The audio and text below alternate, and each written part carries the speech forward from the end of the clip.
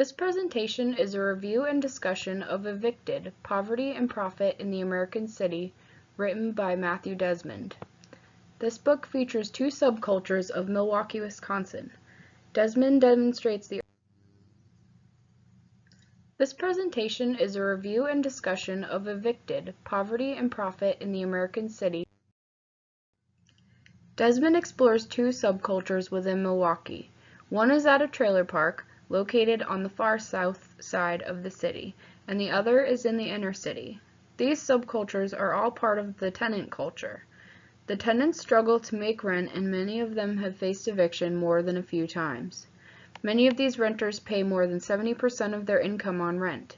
One resident that Desmond followed once spent $600 of her $628 monthly allotment on rent to prevent her and her children from becoming homeless, which resulted in her eviction eventually anyway because she was unable to keep the utilities on. Very few of these people have vehicles. In fact, not one of the people described by Desmond had a vehicle. All of these people are living in substandard and/or overpriced housing, which is ultimately suffocating their livelihood and lowering their life chances. In the trailer park, people are mostly low income and white. The tenants in the park who face eviction are people who have fallen on hard times because of one circumstance or another. Some of them are addicted to drugs, some are on SSI or are disabled or elderly and have a fixed income. Many of these people succumbed to the pressures of life and made bad choices that led them to this trailer park. Most of them want something more for themselves but feel unable to obtain it. Most of the residents in this park interface very little with educational and religious institutions. There are very few references to religion or church. Most of the people in the park do not have vehicles, so it's not surprising that they don't attend church each Sunday. A few of the residents refer to praying, but not much is mentioned besides that. The only resident who interfaces with an educational institution is a man who lost his nursing license due to drug abuse. He works to regain his status as a nurse throughout the duration that Desmond observes him. This resident struggles to meet the rigid stipulations that the nursing license board requires of him because of his previous charges. Eviction court, unpaid fines, and drug charges are the most prominent ways that these residents interface with political and economic institutions. Most of these people don't do a whole lot with their daily existence, so their only interfaces with these institutions come when the institutions want money from the residents. It's not often that a resident interfaces with an economic or political institution by choice. Few of them have bank accounts, and even fewer are involved in any type of public policy initiative or anything like that. If I were to use one word, an inner-city family is unique in comparison to other impoverished families in Milwaukee. There is a sense of defensiveness, independence, and a lack of compassion and forgiving. Not because of a lack of heart, but because of a lack of the ability to care and dispense energy towards family problems when other problems, such as paying the rent and keeping the lights on, are far more pressing. Most inner-city families consist of single black mothers and their children. Occasionally their mothers and/or other female family members will be part of the family as well. These families are also the most often to be evicted. The reason for these evictions can range anywhere from unpaid rent to disruptive children. These women are so accustomed to being evicted that they are unfazed when calling more than 100 landlords to inquire about a place to stay, being denied at each and every one, largely just because of the children, credit score, or past eviction record. Religion plays a huge role in inner-city culture. Many residents attend services, and most of them practice religious beliefs. Churches and community missions sometimes provide assistance and refuge to these families. Educational institution interfaces are generally negative.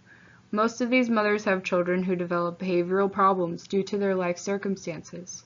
These children also often miss substantial amounts of class time due to evictions and homelessness, leaving a lifelong impact. According to Desmond, most evicted households in Milwaukee have children living in them, and across the country many evicted children end up homeless and sometimes even end up in Child Protective Services care. Economic and political interfaces are also another area of negativity. Inner-city families are neglected. Public policy in Milwaukee and all over America is designed in a way that allows families like this to fall through the cracks. There are few regulations on what is considered affordable housing. Landlords are allowed to offer rental units at whatever price they deem fitting and are often able to offer substandard housing to families with an eviction record, which is common in Milwaukee. This means that a landlord can offer a slummy house to a family for a hefty price because the family is out of other options and desperate to find a place to live. These people face eviction court, fines, bad credit scores, child protective services, and many other angry political and economic institutions. The odds are stacked against these families. If I were to use one word to describe these people, it would be despondent. Social class is defined by Sherlin as an ordering of all persons in a society according to their degrees of economic resources, prestige, and privilege. Each one of these subcultures is a different social class. The people in the predominantly white trailer park believe themselves to be better off than the people of the inner city. Part of this is ethnocentrism, but part of it is truth. The predominantly black neighborhoods in the inner city are not given many economic resources nor privileges. They are incarcerated and evicted far more. Social class is defined by Sherlin as an ordering of all persons in a society according to their degrees of economic resources, prestige, and privilege. Each one of these subcultures is a different social class. The people in the predominantly white trailer park believe themselves to be better off than the people of the inner city. Part of this is ethnocentrism, but part of it is truth. The predominantly black neighborhoods in the inner city are not given many economic resources nor privileges. They are incarcerated and evicted far more frequently than even the poorest white people. All of these people have fewer life chances than other citizens because they are not given the resources and opportunities to provide themselves with material goods and favorable living conditions. Sherlin defines a status group as a group of people who share a common style of life and often identify with each other. Poverty brings people together, sometimes out of necessity but often out of desire. People want to be with people who are similar to themselves for the most part. So, someone who is poor will want to spend their time with other poor people because they identify with them. A person who has never known hunger will struggle to identify with someone who has been hungry every day of their life. People form status groups based on similar lifestyles, which can ultimately keep them in a position of poverty, drug abuse, or etc. Desmond did a wonderful job writing this book. The amount of research that he conducted before writing allowed him to gain a full-bodied perspective of the culture and subject matter, which I feel gave the book far more depth. He worked to counteract bias with fact anywhere that it was possible, so there is very little bias in this book. The story was explained from the landlord, renter, and the outsider perspective, which means that there are biased statements made throughout the book, but they are countered with the biases from the opposite spectrum and then with fact as well. The intended audience for this book, from my perspective, is anyone who will read it. I feel that everyone should read this book. Far too few people are truly aware of the housing and poverty crises that we as a country are experiencing, so I believe that Desmond's intended audience is anyone who is willing to listen or read. I feel that the author accomplished part of his objective.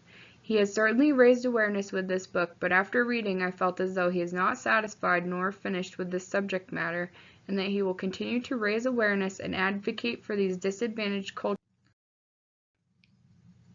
Reading this book was an emotional experience. The author did an amazing job making the reader feel as though they are there in the moment. I could feel the emotions of the people and experience their tensions as my own. I feel that Desmond's timing in publishing this book is spot on. There are a lot of people talking about it. I found many news articles discussing so-called fair housing and what that should mean. Many of them specifically mentioned his name. Desmond has not only brought awareness through the publication of this book, but he is also a social activist and is still very involved with these cultures. I highly recommend this book to anyone who is seeking to understand poverty, injustice, segregation, etc. Desmond said it best. We have failed to fully appreciate how deeply housing is implicated in the creation of poverty. Not everyone living in a distressed neighborhood is associated with gang members, parole officers, employers, social workers, or pastors, but nearly all of them have a landlord. As a nation that prides itself on democracy, we believe that everyone has the right to pursue happiness and the American dream in a just and free society, even the most impoverished. We underestimate the effect that eviction has on the family in society as a whole, and because of this, there are generations of children that are growing up with grim prospects for their future. This book is emotional and raw, but a must-read. I admire Desmond's courage.